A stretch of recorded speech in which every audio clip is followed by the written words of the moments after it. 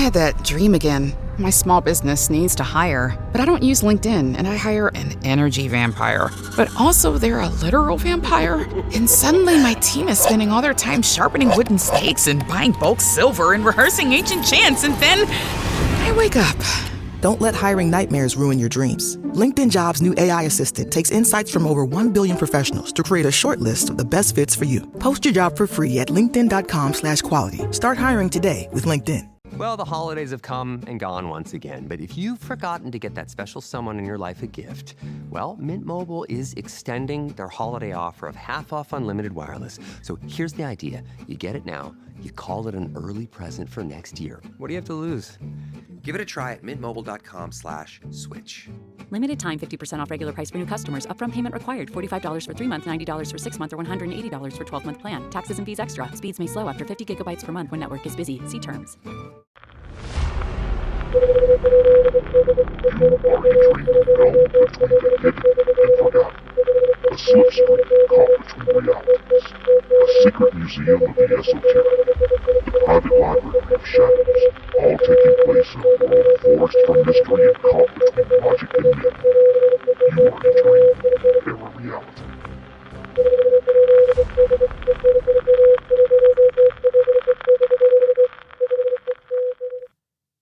Good evening, seekers of the strange and the unexplained.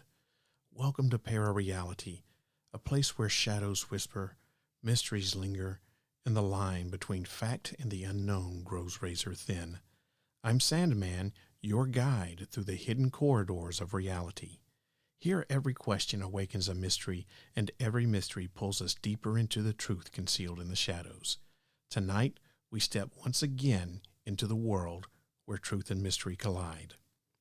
Welcome, my friends, to the ParaReality podcast. I'm your host, Sandman, and tonight I've got a very special first guest of the season. His name is Maxim Furek. He's an author and researcher whose book spans psychology, addictions, music journalism, and paranormal culture.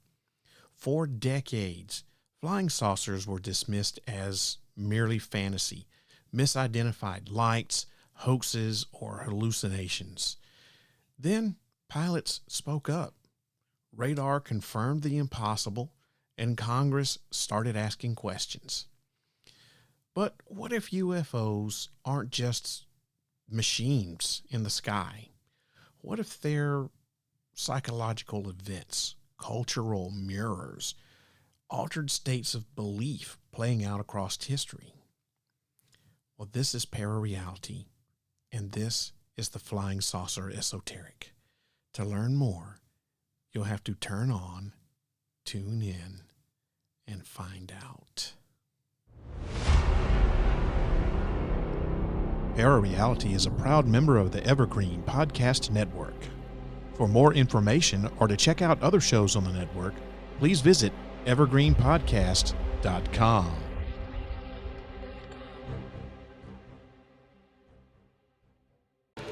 Broadcast from a secret bunker somewhere outside of Nashville, Tennessee. This is the award-winning podcast, ParaReality. There are stories that refuse to stay buried. Stories that just sit beneath the surface of our shared memory, waiting for the right moment, the right witness, the right voice to bring them forward.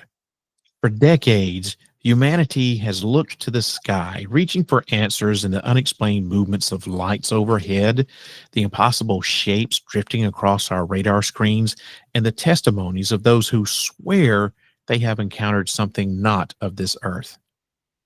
Governments once laughed at the idea of UFOs, flying saucers. Scientists dismissed witnesses' accounts as fantasy, delusion, or just simple misinterpretation. But now, congressional hearings, leaked government documents, whistleblowers, military footage, and global curiosity have forced the world to reconsider what used to be called impossible. Are UFOs simply misunderstood technology? Are they a psychological projection of culture, belief, and fear? Or are they visitors from somewhere or some when else. Tonight, we go beyond sightings, beyond reports, and beyond physical craft. We step into the altered states of belief, myth, consciousness, and contact. Because sometimes the truth isn't just out there, it's already here. Tonight's guest is someone uniquely positioned at the crossroads of psychology, culture, high strangeness, and the paranormal. Maxim Furek has built a career weaving together threads most researchers never attempt to connect: the mind, belief, folklore, altered states, and the unexplained. With a bachelor's degree in psychology from Aquinas College and a master's degree in communications from Bloomberg University, his work bridges academic insight with decades of field experience. Maxim has interviewed some of the most influential figures in paranormal history, including famed demonologist Ed and Lorraine Warren and White Witch Dr. Frederick Lamont Santee. His voice and research have made him a recurring presence in the paranormal world. He's been featured on Coast to Coast with George Norrie, Exploring the Bizarre with Timothy Green, and on Art Bell's Midnight in the Desert with Heather Wade. He's a contributor to Fate Magazine, Paranormal Underground, Strange Knocks, and has been featured at many conferences, including the Butler Paranormal Conference and the ECBRO Virginia Bigfoot Expo. His body of work includes biographies and paranormal titles such as Coal Region Hoodoo, Shepton, The Lost Tribes of Bigfoot, Paranormal Apocalypse, and The Smurl Haunting, which is soon to be connected to The Conjuring Last Rites motion picture. But tonight, we're focusing on one of his more provocative works, and it's called Flying Saucer Esoteric, The Altered States of Ufology.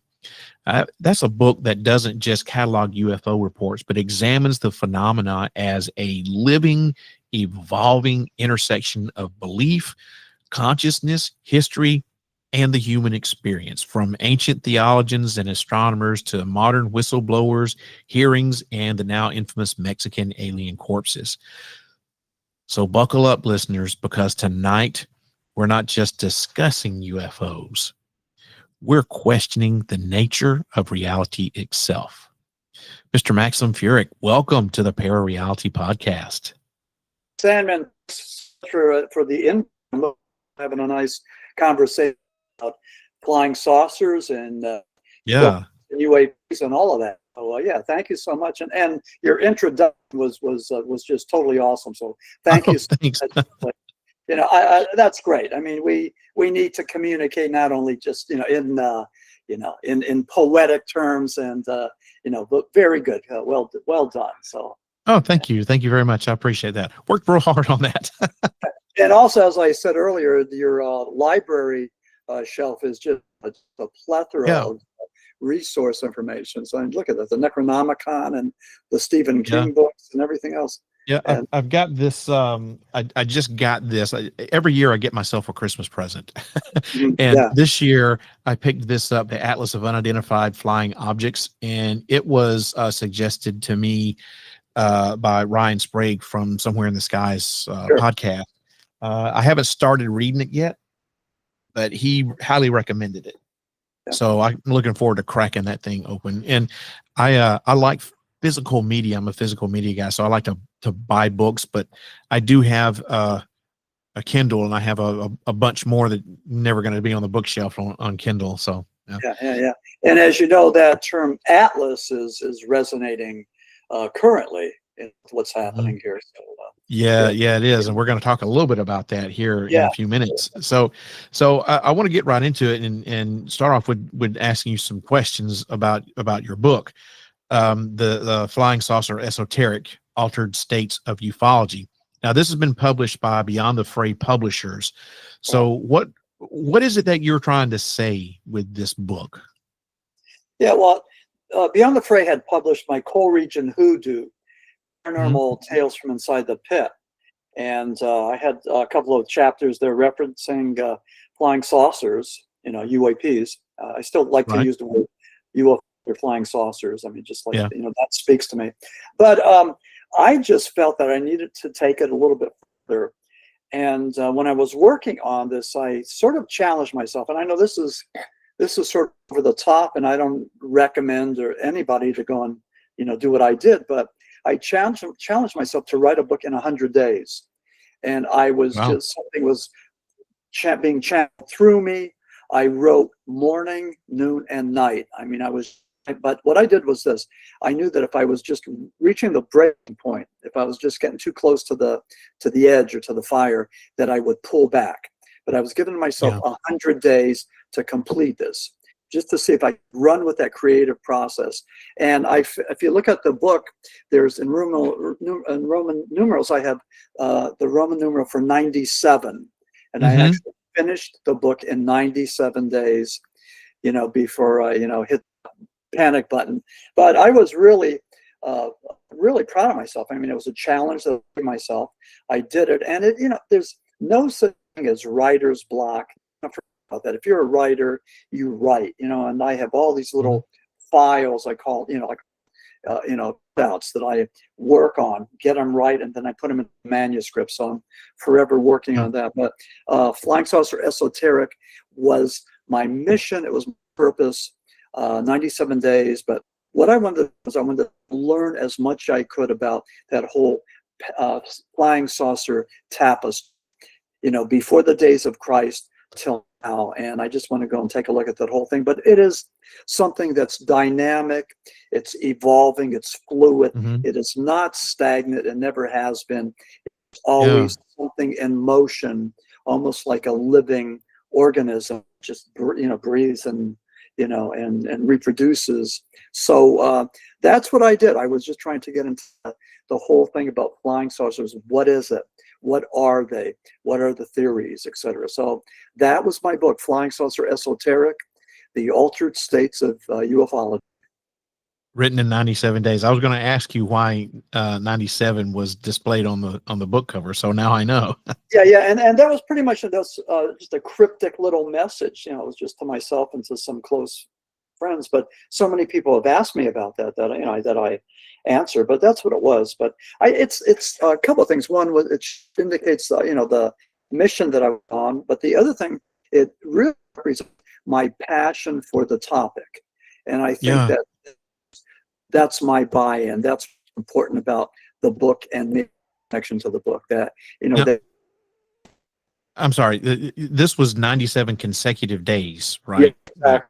Morning, and again, they were full working days. I mean, my wife rarely saw me, but that was the plan. To get it done, to get as much of it done in 100 days as I could. But here I finished it up to 97. So that's what it was. It was almost like, like taking microdoses of LSD or MDMA or, some other hallucinogen, which some people do, but, but I didn't. And I didn't have to. I didn't have to rely on, I think if I did reach an altered state, which I believe I did it just naturally, just through So that's kind of you. It's funny that you brought up altered state, because that's kind of something I wanted to ask. Was you immersed yourself in this for 97 straight days, morning, noon, and night? I mean, and so did you find that immersing yourself in this for that long a time,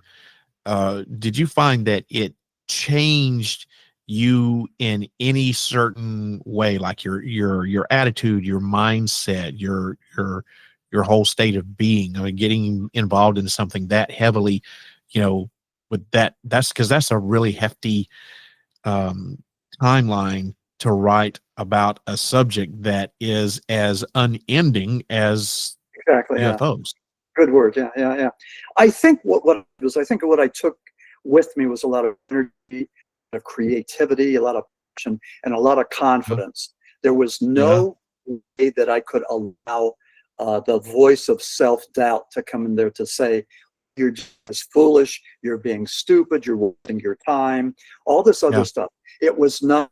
It was just like full steam ahead, work on it, make it as good as you can, and be done with it. So there was no what it changed me with was total. I mean, there was no room for second doubting. I mean, you just can't do, again, it's, what worked with me can work with everybody, but if you're committed to a certain project and you put the time and effort into it, you leave the rest of the universe. You do your due diligence, you do the hard work, work in the trenches, and that's the key. Persevere, determine, stay the course, and then at the end see what happens and see what the result is. And and what the result is, a book that the directors of MUFON and Maryland, Virginia, Washington D.C. have underscored this book as as something that as a reference book, and which I want it to be viewed as that, because it takes a look at that whole history that evolved, never-ending history, as you mentioned, Sandman, history of ufology. So, and that was part of this. I mean, it will remain a milestone in my career as a published author. This episode is brought to you by Greenlight. Get this. Adults with financial literacy skills have 82% more wealth than those who don't. From swimming lessons to piano classes, us parents invest in so many things to enrich our kids' lives. But are we investing in their future financial success? With Greenlight, you can teach your kids financial literacy skills like earning, saving, and investing. And this investment costs less than that after-school treat. Start prioritizing their financial education and future today with a risk-free trial at greenlight.com/Spotify. Greenlight.com/Spotify. And what is your connection to Richard Sharp Shaver, and what is Shaver's connection to earlier UFO hysteria? Yeah, a lot of people have never heard of Richard, but I was born in Berwick, Pennsylvania, in northeastern Pennsylvania, and that's the anthracite coal region. We like to say that we fueled the Industrial Revolution. And of course, we did it on the backs of a lot of guys that were almost like indentured servants. I mean, that wasn't very pretty, but people worked hard. They went into the mines and they worked hard. Richard Sharp Shaver was born in Berwick, Pennsylvania, as was I. And back in the 40s, he claimed that he was captured by these evil robots. He called them Deros. And that they were torturing him, and he was able to go and communicate with them and all that. And then during the 40s, there was a series of articles in Amazing Tales called The Shaver Mysteries. And Ray Palmer, or RAP, R-A-P, he was the publisher, and he claimed that these were true stories. So he published the accounts of Richard Sharp Shaver, being a prisoner of these evil robots, published as being true, and people believed that they had Richard Sharp Shaver get-togethers. They would get together and talk about this, and also people started to say that I also hear these robots. I'm also being tormented by this. So it became like a therapy session. But just a couple of things. One, people believe what Richard Sharp Shaver said. Two, he talked about flying saucers coming from inside the planet and not being from outer space. And the FBI had a dossier on Richard Sharp Shaver and Ray Palmer, claiming that they created the UFO hysteria of the 1940s. That started in 1947 with Kenneth Arnold and the Roswell crash. FBI claimed that Richard Sharp Shaver did it first. So so time passed, and then Ray Palmer told the reader that Richard Sharp Shaver wasn't a prisoner of these robots, but he was actually a patient at a mental institution in Michigan. And most likely he was receiving shock treatment only because shock treatment was cheaper than doing the psychotropic meds like Thorazine and Mellaril. So Richard Sharp Shaver, when he wrote about being punished and tortured by the Zeros, he was probably talking about what was happening with the shock treatment when he in the was mental institution. Yeah. So Richard Sharp Shaver. Now Dr. Dean Bertram out there in Wisconsin has put together a thing called the Shaver Mystery, which is what they call a shorty. It's maybe a 14-minute documentary that he talked about Richard Sharpshaver. I'm in there, and I talk a little bit about the shock treatment and about Richard's career. But there's a whole lot of other people. Tim Schwartz, for example, who's noted for his time travel books and just so many other things. I mean, Tim's just like wonderful. And but this is a shorty that's been making its rounds in these documentaries and taking a lot of first places. But it'll be part of Dr. Dean Bertram's picture called The Man Who Created the Saucers, and that is all about Ray Palmer and his association, Richard Sharpshaver. So in the annals of ufology, Richard Sharpshaver and Ray Palmer are essential. They deserve a chapter in that book of Flying Saucers, only because they're at the hip and they gave us so much. So they need to be heard and recognized, and for what they've done.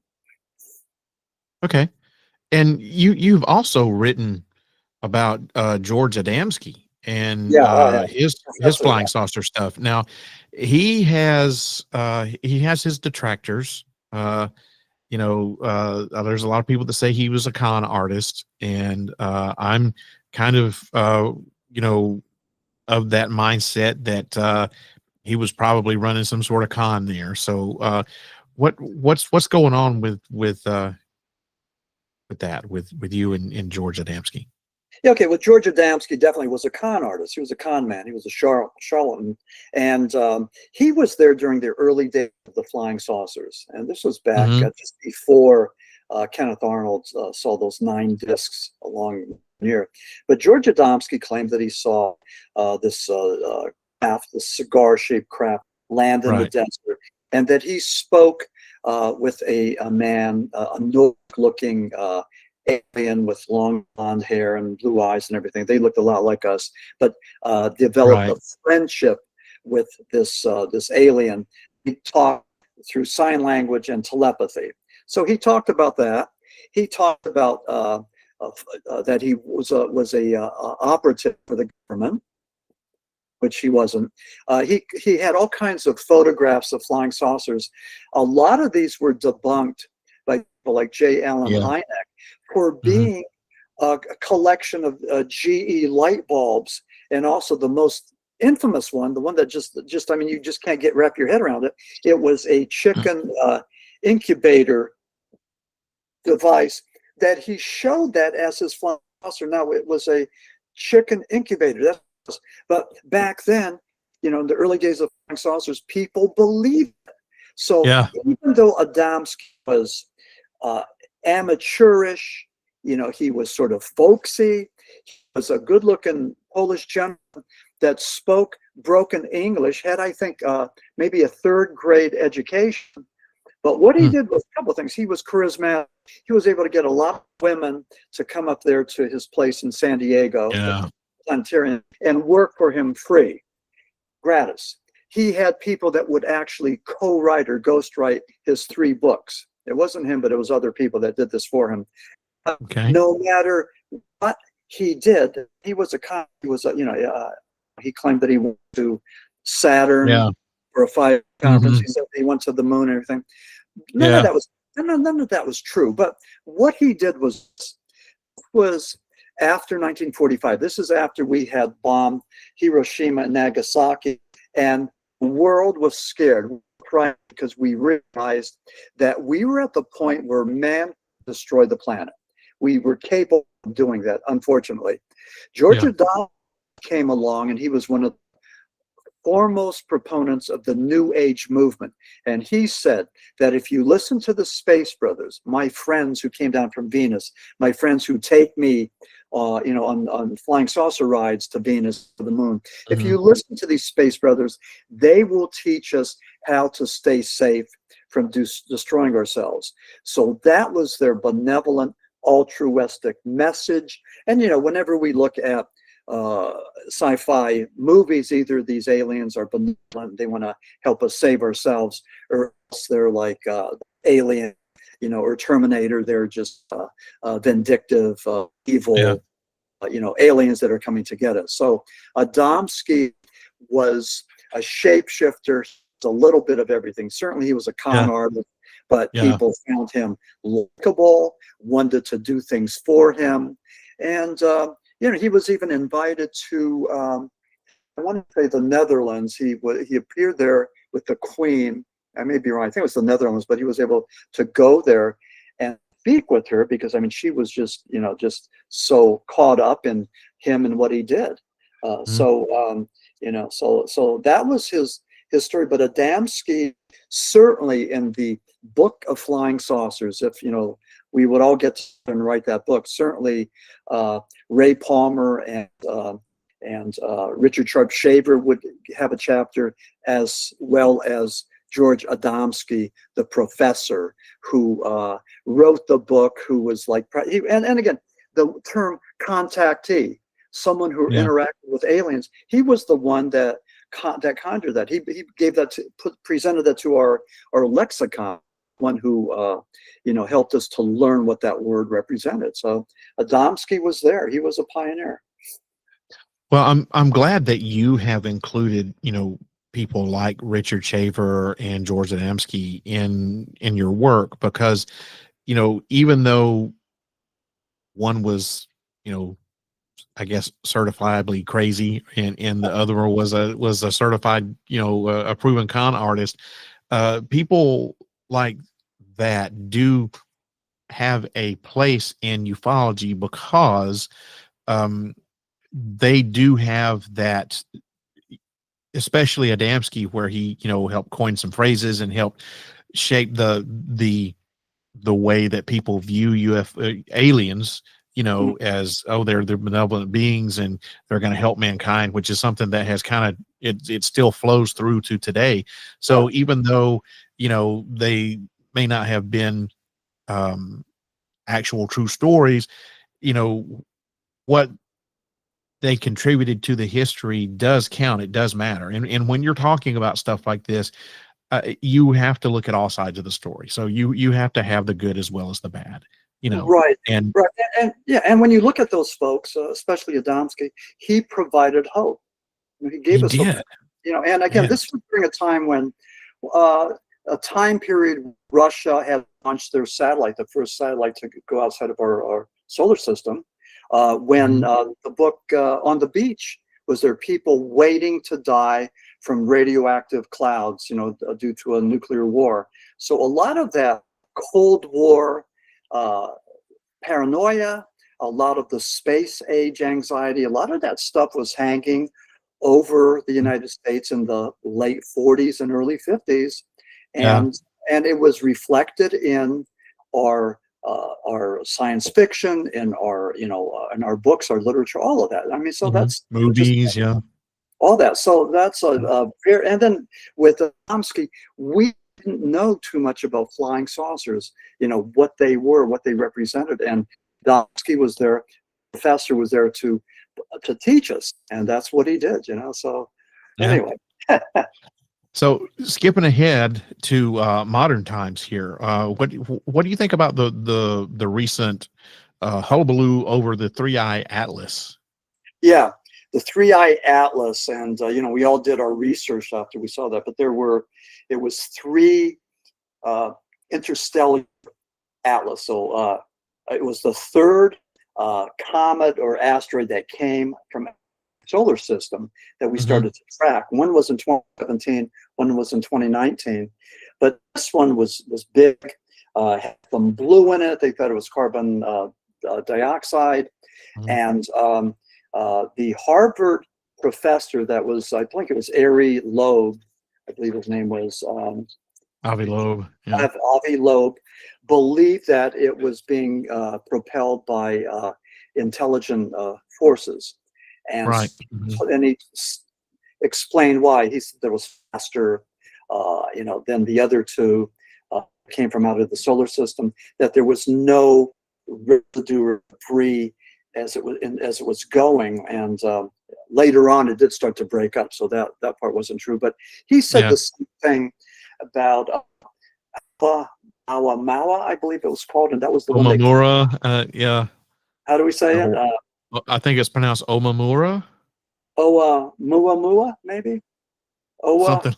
Yeah, okay, Something. I'm looking at Oumuamua, but whatever. But that was the one from, I think, 2019 or 2017. And again, Dr. Loeb said the same thing, that this was an extraterrestrial presence there. So he's looking for the proof, and he's been one of the foremost proponents of trying to figure out what these things are. He wants them to be alien craft. But here's the thing. With this one, NASA and everybody else is saying, no, that is just maybe a meteorite. I don't think it was an asteroid. I think it was a meteorite. It reminds me of the drone hysteria of 2014. That reminds me of the Chinese air balloons of 2023. And I don't know about you, but I'm still waiting for the final conclusion about the Chinese weather balloons. They were as big as buses. They were flying over, and we shot one down or two down, but nobody ever said this is what they were. Nobody ever confronted China with and accusing them of having a weapon, a spying device. It was flying over Canada and the United States. So that was the one thing that left us sort of confused, dazed and confused in a bit. And then in 2024 Halloween, we started to get all these reports of drones over New Jersey. And again, this was during the Biden administration, and I was following this and taking notes and listening to everything I could, but the Biden administration was not able to adequately explain what it was. I mean, they tried, but they couldn't. Trump, who was a president-elect, I believe at the time, really should have shut off, but he mouthed off and saying that the government knew something and there was a conspiracy. And that just added to the flames. I mean, he should have just kept himself out of it. But again, everybody piled on. Yeah. The guy that was the developer of drones, United States, successful dude, claimed that terrorists stole a nuclear device from Ukraine, brought it over to New Jersey, where they were going to explode it, and government drones were flying over Jersey trying to find that heat signature. And then there was another one, Nancy Mace, I believe, from South Carolina, representative, who's on one of the UFO committees, claimed that she believed that it was extraterrestrial, that these are from outer space. So we had all the flavors of the day, and then to this point, again, my question is, and Sandman, you've talked to everybody about this. I mean, what's the conclusion? What was the concluding thoughts about the drone hysteria of 2024? Well, that's a great thing to bring up, and I did hear what you brought up about someone that said there was a nuclear package that was brought in from the Ukraine that was being flown over, and then I heard there was some defense contractor or some private company. I can't, it escapes me off the top of my head, but there was some other non-government entity who was flying the drones over New Jersey for whatever reason. And that might've been in conjunction with trying to find this supposed nuclear thing. But here's the deal. If you look back at the Colorado drones back in the mid 2010s, and you look at Omamura, and now the 3i Atlas, and now these New Jersey drones, we have all of these people, thanks to social media, making all of these claims and all of I hate to use this term because but fake news, have all these fake stories that people are just literally pulling out of their ass. And now, thanks to AI, now we have all of these videos and all this other sorts of stuff, and people making all these wild predictions. But then when it comes down to it, at the very end, when nothing happens, when 3i Atlas is proven to be exactly nothing more than a comet or an asteroid, now it's a very unusual one. It's not a normal one, but it is just that, So when all of this happens and everything is all said and done, these same people shut up. And they just treat it like it was a non-entity. Like it never happened. So where are these people now? Where are these people saying, "Oh, okay, I was wrong," You know, it's almost like it's not okay to be wrong anymore. You can be wrong. It is fine. Being wrong is how you learn, you know, and it's just one of the many ways on how you learn things. And so we've got a whole bunch of people making a whole bunch of wild accusations about stuff that they don't know anything about, or they're trying to get their 15 minutes of fame for whatever reason. Is it seems like everybody now wants to be internet famous, you know. So what's the end goal with all of this? When is it going to stop? But I don't think that the Colorado drone mystery was ever solved, at least not that I have in my research. And I devoted 2, maybe I think 3 episodes to that whole thing. I talked about the New Jersey drones. I've looked into it. You know, I've talked to people who lived in the area who've seen those drones, and they didn't know what it was. There's no like real answer. And what really disturbs me about stuff like that is that when these happen and we don't get an answer, is we don't get anyone to come out officially, whether it's our government or whoever, to come out and say, yeah, we don't have an answer. You know, some things you can't answer. Right. You know, there are many things that happen in this universe that we don't have an answer for because we don't understand or we don't have enough information. So I really wish that somebody of authority, whoever that is, not necessarily the government, but maybe that's who needs to be, should just come out and say, we don't know what it is. Sorry, we looked into it, but whatever threat there was is gone now. You know, or, you know, 3i Atlas, it was just a comet. It was just an asteroid. There's no, you know, there's no alien invasion happening. It's not a probe. You know, the Earth's not being invaded. We're not being destroyed. I would think that if we were being invaded, we would know by now. Yeah. Yeah.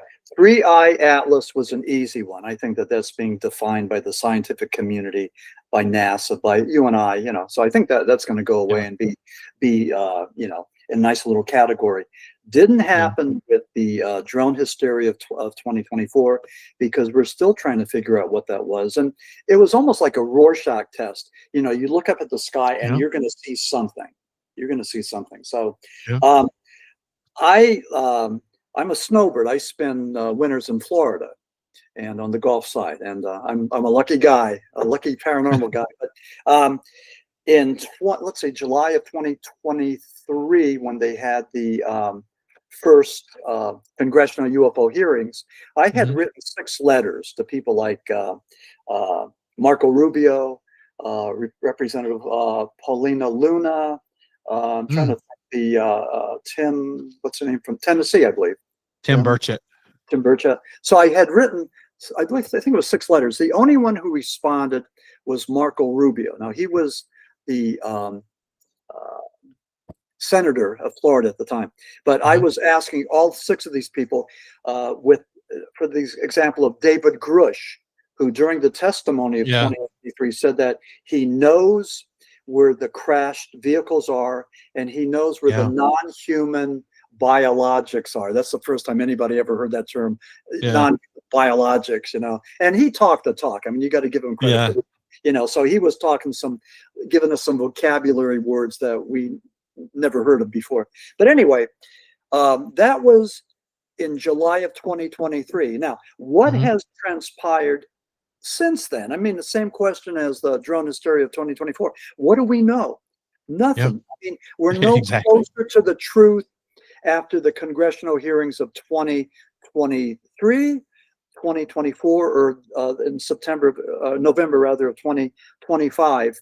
It's all the same thing, that these people, whistleblowers, people that worked for maybe governmental spook operations, you know, covert operations, claim that they know something, claim that there's no transparency, claims that the government knows something and there's a cover-up. So with my letter, I asked these 6 people, including Marco Rubio, couldn't you encourage David Grush to show his cards tell us what he knows. He said that he would go and tell us, reveal what he knows, but only under proper circumstances, because this information is classified. Well, classified data is nothing. It's like, I mean, it's the least sensitive, type of clearance that we have. It's not top secret or, any of that. So anyway, I got a letter back from Marco Rubio, and then he was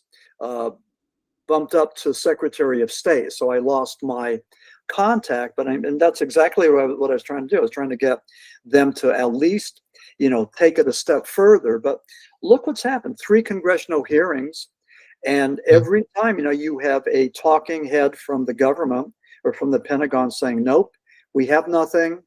We don't know anything. We're being transparent. We have no bodies. We have nothing. We know nothing about Roswell. But Marco Rubio, and even though I'm not on the same side of the street as he is politically, he's been able to come across as really being I think a sound voice of ufology. And with the motion picture, The Age of Disclosure, he was interviewed there, and Marco was saying that the reason that we're not getting this information, well, what he's saying is the reason we're not getting this information is because we don't have the right to know. And with all of these congressional hearings, with all these politicians knocking at the door to have these doors open, the door's not opening. We're no closer to learning the truth now as we were back in 2023. And Marco Rubio told it right. He said that, we just don't have the right to know, and the need to know. And you might have the need to know if you were a member of that spook organization, but you're not. And even if you're a senator or a representative, you don't have the need to know. So that's the way it is. There's things happening there. And you mentioned this at the beginning of the show. There's things happening that we may never understand. And look at the whole realm. Look at my book, Flying Saucer Esoteric. I mean, for centuries, people have looked up into the skies and seen things. And I talk about this, in the days before Christ, when people would look up there and believe that there was life on other planets, and go against church and state, and and all this. So it's just like a fantastic narrative, but it seems to be the same story all the time. Told by different people. Yeah. By different people. Yeah. So nothing's changed much. But again, what do you think of this? That Rubio said that the reason we're not getting the intel is because we don't have the need to know. Well, as someone who I used to work many years ago, back in the 90s, I worked for the DOD out at Fort Rucker, Alabama, and I had a top secret clearance. So I can understand what he's talking about as far as need to know, because I was involved in a support function for several things that even though I was involved in a support function with it, I did not know what was going on. And because I did not need to know. And, I was specifically told, report to this place in this building at such and such a time, and you're going to be there from this time to this time.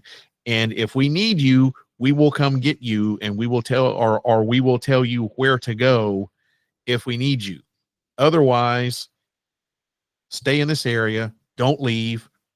And if you see anything, don't say anything to anybody, or you stand the chance of being prosecuted. And now, look, I wasn't like doing some black ops, thing or anything like that. But can I talk about what I was doing? Probably so, because I never was privy to what was really going on. But so I can understand him saying about the need to know. The problem is, in my point of view, is that the government has contracted out so much stuff over the decades, whether it's UAP or not, they've contracted out so much stuff with these different agencies that the people running the agencies are like, the government doesn't need to know. We need to know, but they don't. Yeah. So if there are outside contracted agencies that are going to UFO crash sites and collecting material, whether it's, UFO wreckage or parts or even what was it, extraterrestrial biologic entities or whatever, Yeah. How obligated do they feel to tell the government what they've got? And once again, is on a need to know basis. So do they feel the government needs to know, or do they feel like it's our property now and no one else needs to know? We're going to try to profit off of this. So I think the government really in the last 4 to 5 years has started taking the UFO, UAP phenomena more seriously. I think that is in large part to, and I don't know how you feel about this, but I think it's in large part to Luis Elizondo and him, doing his whistleblower thing about ATIP and the work that he's done in the private sector since then. However, I think that all of these congressional hearings, all these people that they're having to talk and all this other sorts of stuff, it's a smoke and mirror job. They're taking it seriously, I think, but not as serious as what they want to project that they are. They're going to have some hearings and then nothing's going to happen about it, and they have this mandate thanks to this bill that, there was another AARO has been invented this agency to take over ATIP, and they have to do this report out every year to Congress and all this other sorts of stuff. And AARO may do that, and I'm sure they will. But how seriously is Congress going to take it, and what are they going to do? Are they going to take any of the findings, and are they going to do a deeper dive? I don't think so. I think it's because you go back to what Marco Rubio said, is that they don't think that the public has the right to know. Right. Or the need to know. Yeah. And those are two different things, right? The need to know and the right to know. And I think the government, even though they say you don't have the need to know, they really think you don't have the right to know. Yeah. And also, if we could just muck this up further, we may not have the capacity to know. I think the report was the Robinson Committee way back when, maybe in the 50s, that I think that's what it was called. But that indicated that we would go berserk if we found out that there was alien life forms, that it would turn society upside down, that it would, especially with Christianity and other religions. So that was the other thing too, that it would be just too disruptive to announce that there's alien life forms that are, existing, coexisting with us. So that was the other thing too. Muslims and Christians would just totally, their heads would explode. Yeah. And it would disrupt a lot of things. And there would be people like me and you would be, sitting like, I told you so, but the chance that it would totally disrupt everything. I mean, can you imagine what the reaction of the world would be if a UAP or UFO, whatever you want to call it, landed on the front lawn of every major capital, every national capital, in the world, if they all did it at the same time? So there's no way you could deny it. What would happen? How would the world react to that? And I don't think it would be that great. Disclosure is going to, and this is where I do agree with the government on this. I think disclosure is going to have to take place piecemeal. It's going to have to be a little bit at the time in order for everyone to be more on board and accepting of it, and for the world to not go crazy and catch on fire.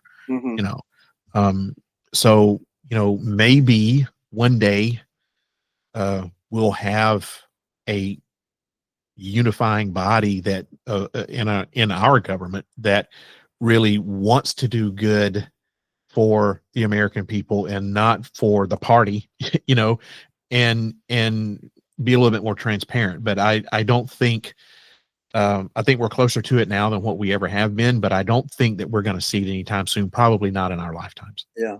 I think that's entities like the Montauk Project, actually, I think it exists, maybe not on Long Island and not like, some of the science fiction people thought does, but I was at a conference a couple of years ago, and the guy sitting across from me worked for the government in remote viewing. And that's still active. Yeah, I wanted to go and pick his brain and find out. And he goes, "I'm sorry, I can't tell you."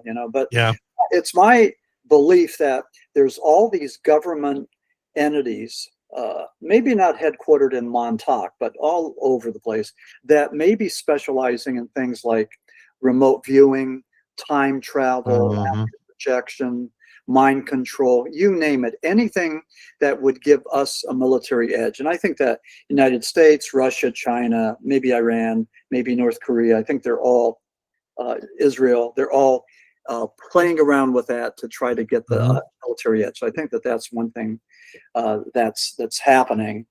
And, so I think we dance around the truth, but I think that Montauk is something that was representative of that.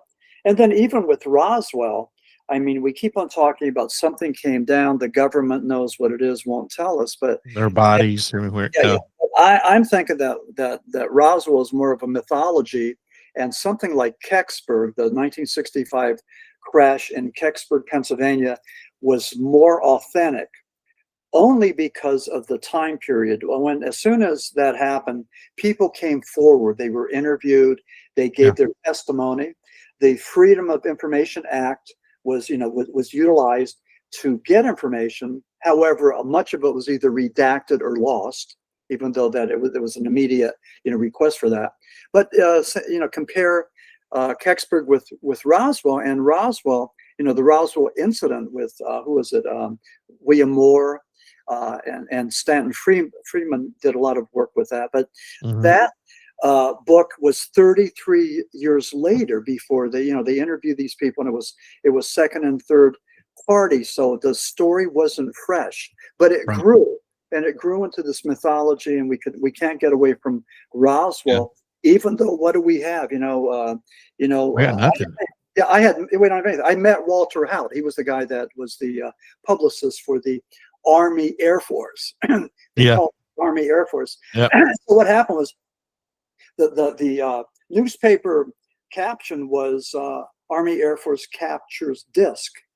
So this article that he wrote, and then I think it was later that day, maybe in the evening edition, they said no, it wasn't a disc, it was a weather balloon, and they had the stage thing that looked like it was staged, that it was a weather balloon, but it was probably a lie. It was probably Operation Mogul, and and they were using that just to see if the Soviets were testing anything underground, So, but I mean, why not discuss that now? Because it's archaic technology. I mean, I don't think it would give away anything now. So, but there were too many lies, and now the people just don't. They don't believe the government, even when the government's telling the truth. So Roswell got bigger and bigger and bigger, and here it is. It's never gone away. Because of the government's own actions, distrust in the government is always going to be something they're going to battle. So I go back and forth about Roswell. Did something happen? Did something not happen? Just when I think I'm convinced, it's like, oh, this was a total non-thing. I'll read an article, or someone will come out with some sort of theory, or there'll be something in the book, and I was like, oh, that makes a little bit of sense. Maybe there is something to it. So I don't know. But I tend to lean more on the fence that it probably did have something to do with Project Mogul, and they just didn't want the Soviets or whoever to know what it was. And I don't know whose grand idea it was to say, oh, it's a UFO, and then come back and retract it less than 24 hours later.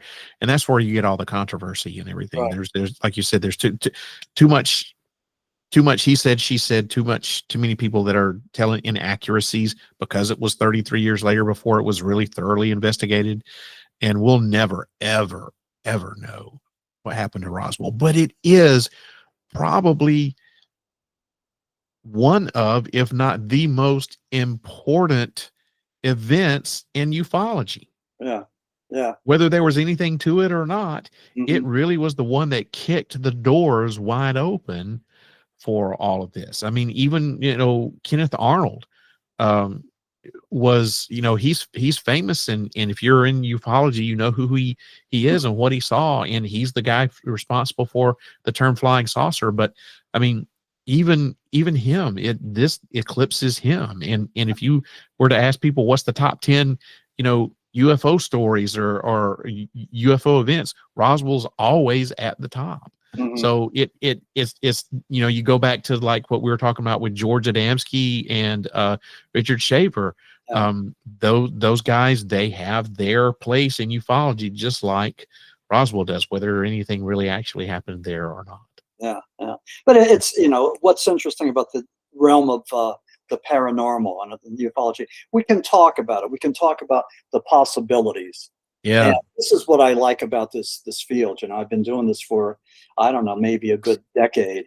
And just, this whole thing about the paranormal just stalked me and hit me over the head. I mean, I'm a former rock journalist. I wrote about rock and roll, and I was having a good time, and I was relatively successful and all that. And then when I wrote the book about the Shepton mythology back in 2016, that just opened up doors like kaboom, kapow, just like meant to be, call it what you will. But, it's been great. And I'll say this, Sandman, about the paranormal community. I mean, people have been so helpful, so respectful, so accommodating. Just, I can't say enough about that. I mean, people have been very, very eager to help open doors for me. And,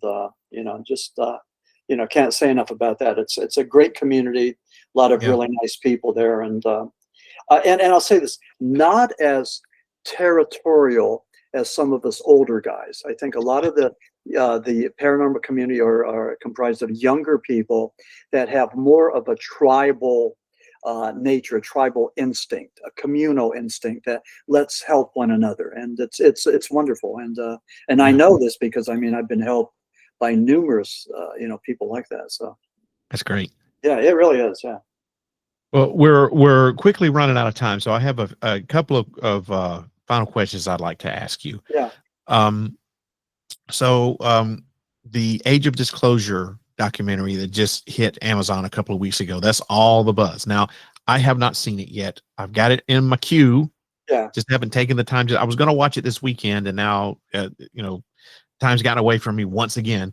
But have you seen it? And if you have, what's your I have not seen it yet. I think it was on Netflix, and my wife didn't want to pay whatever it was. It was like $20. Yeah. So we didn't watch it. But I read a lot about it, and just a couple of things. They're saying that the government knows things, and there's no transparency. Yeah. They're not disclosing. And they interviewed like Navy pilots and people like Marco Rubio. And I think one of the key points was that Marco Rubio said that you have to have a need to know. And that seemed to me was really the main theme of what I've read, we'll see. But I do want to go and see this because I think it's an important document that maybe articulates the ufology up to this point. So maybe it's like a current a document, a report. So I think that we all need to go and take a look at that and see what they have to say. But it is important because, I mean, everybody's talking about it and viewing it as being significant, of significance. So that's a great thing. Yeah. And I don't know who directed that or put it together, but I mean, I think that the timing's pretty good. I think, God, his name escapes me. The guy with the beard that's been doing a bunch of UFO documentaries lately. Corbell, James Corbell. I think that he was involved with it. Okay, yeah. I think I'm not 100% sure. Okay, yeah, okay. So now if you've got a bunch of books that are out. The one that we have been talking about tonight, the One with the UFOs, the flying saucers, and the esoteric. Yeah, that's just one of a whole litany of books that you have. I've looked at what you've written, and you've got like a lot. So if someone is listening or watching this podcast episode right now and they're interested in buying some of your work, how can they go about doing that? Where do they need to go? Well, first of all, instead of saying that I have a litany of books, I was hoping that you would have said I have a plethora of books. There you go. Plethora. There you go. Yeah, Thank you. that's an example of my sense of humor. But yeah, I have a website. It's www.maximfurek.com, MAXIMFUREK. And there's a website there. You could see, what I do, a little bit of bio, and then there's all the books with a review about the books. And if anybody wants a autographed copy, a signed copy, they could contact me through the website. And again, I would say this to your listeners: please support. I've lost your video feed. I don't know what happened to you. I can hear you, but I've lost your video feed. There you go. You're back. Okay. Yeah, I wonder what happened. Okay. Okay. I would say please support. Yeah. I would say to the listeners to certainly support local libraries and bookstores, local podcasts, local authors. I mean, we are the ones that need the support and the help, for the revenue, to get monetized, all that, not corporate America. So I would, again, just think about that and think about where you want to put your support. And I certainly would, appreciate if anybody was interested in purchasing any of my books from my website or from Amazon or any place else, to please put a review on Amazon. That is the key. That is really something that is beneficial to us authors. And it just does something for the algorithm, and it's a good thing. So, okay. That's one thing that I would ask. Okay, thank you. Yeah. And last question, I ask this of everybody. If there's someone watching or listening to this who wants to get in touch with you, maybe they've had an experience, whether it's a paranormal experience or UFO, UAP experience, or maybe they just want to pick your brain a little bit more, how can we get in contact with you? Do you have social media presence? Yeah, I have a Facebook page. They could contact me through Facebook, Maxim Furek. Incidentally, people that come up to me and share paranormal themes with me, typically it's that they see orbs or that they talk to dead people, typically family members. So those are the two biggies. And, I get this all the time, and I have no answers, only to say that this happens frequently, so. So you have a Facebook page, Maxim Furek, and Maxim is MAXIM. Yep. FUREK. I'll have that right there, so everybody can see how it's spelled. Maxim Furek on Facebook. Very good. Yeah. Okay. All right. Thank you so much. This has been a fascinating talk. We didn't even get anywhere near into all the stuff that I wanted to discuss with you about. It's been very fascinating, and I definitely want to get you back on the podcast to talk about your book about the Smurl haunting, because that is very interesting to me with Ed and Lorraine Warren. That's another couple of people that I have issues with at times. So yeah, a lot of people do. Yeah. We should do that. Yes, I definitely am going to get you back on. We're definitely going to talk about that here soon. Everybody, this has been Mr. Maxim W. Furek. He is a fascinating person to talk to. Got a lot of knowledge about the paranormal and the UFO phenomena. Which do you prefer, UFO or UAP? Oh, definitely UFO or flying saucers. I still old school. I'm going against the Pentagon with that. But, gotcha. Everybody knows what we're talking about when we do that. I want to say one last thing before we close. I'm a Vietnam veteran. I served aboard the USS Constellation, an aircraft carrier. Oh, okay. Yeah. Thank you for your service. Yeah, thank you. And I was a radarman.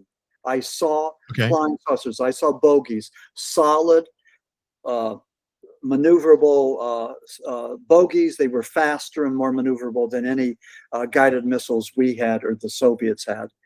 We don't know what they are. They were anomalous. We put them in the logbooks as UFOs. and we were told, keep your mouth shut.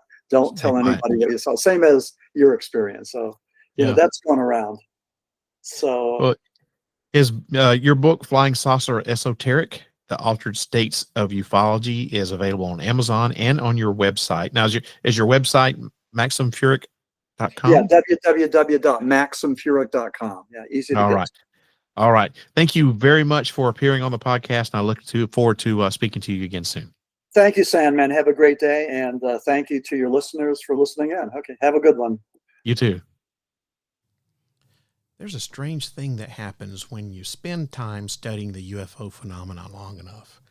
Whether you're a researcher, an experiencer, a skeptic, or simply somebody standing at the edge of curiosity, eventually the phenomenon stops being about craft and starts being about us. Over the course of this conversation, we've explored ideas that stretch far beyond the lights in the sky.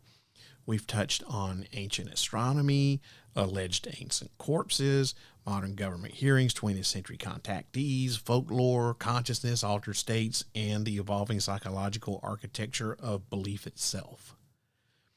And woven throughout all of that is a single uncomfortable truth.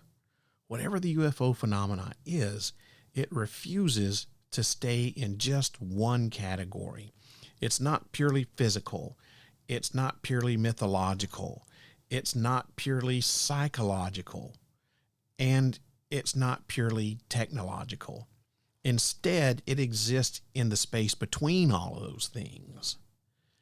Between witness and belief, between evidence and interpretation, between government secrecy and public speculation, and between ridicule and revelation.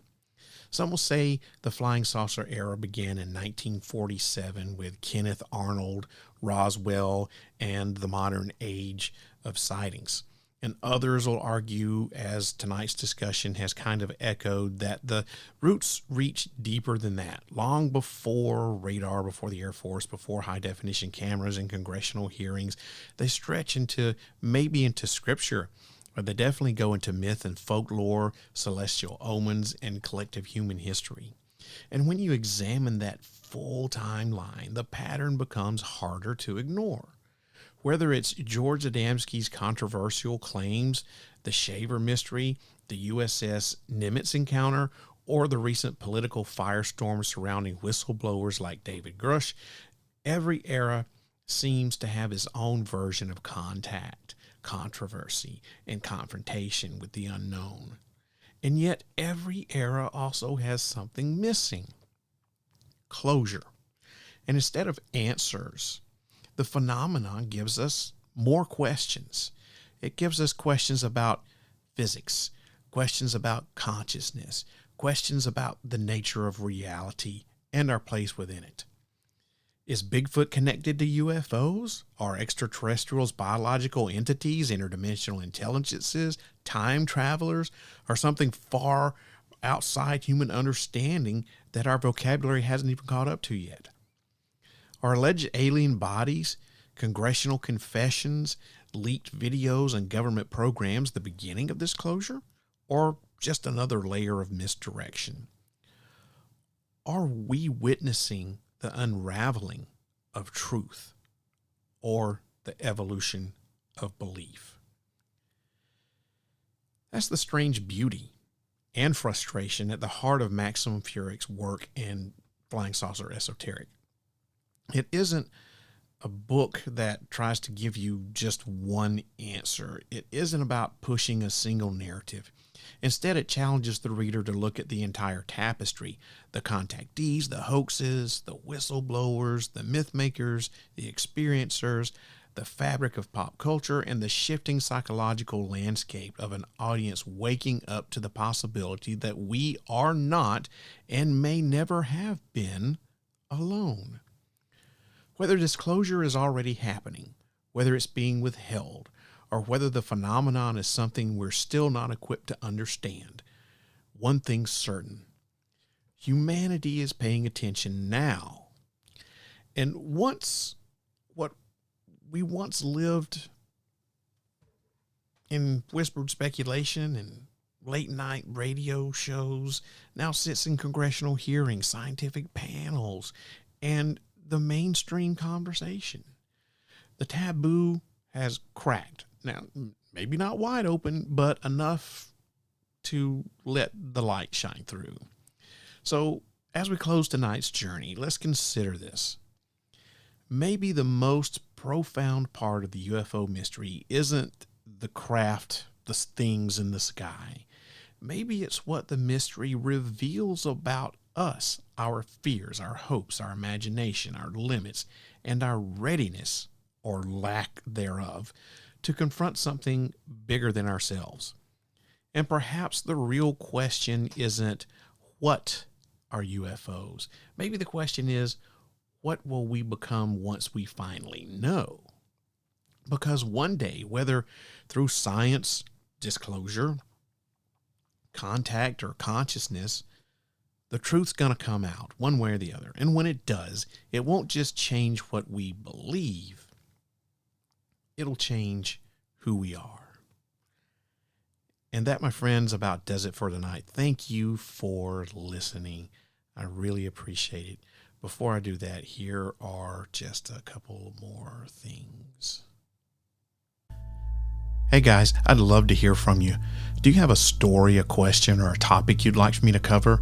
If so, you can reach me directly by email at sandman@ParaReality.com. Or, for a more personal touch, you can just call the Secret Bunker at 615-461-5001 and leave a message. Just know that by calling, you're giving me permission to feature your voice on the podcast. Again, that number to call is 615-461-5001. You want to stay up to date with all things ParaReality? Then follow me on all major social media platforms. You can find me on Facebook at sandman.parareality, or you can follow me on X, Instagram, Blue Sky, and TikTok by looking for my handle at ParaRealRadio. You can also subscribe to my YouTube channel by looking for ParaReality 1. That's ParaReality with the number 1 behind it. And don't forget to visit my website, ParaReality.com. That's where you'll find an archive of all of my past podcast episodes for free. You can also find the latest in paranormal news from all around the world under the Para News section. Your support means everything, whether you buy something from my store or leave me a positive review on whatever podcast app you're listening on.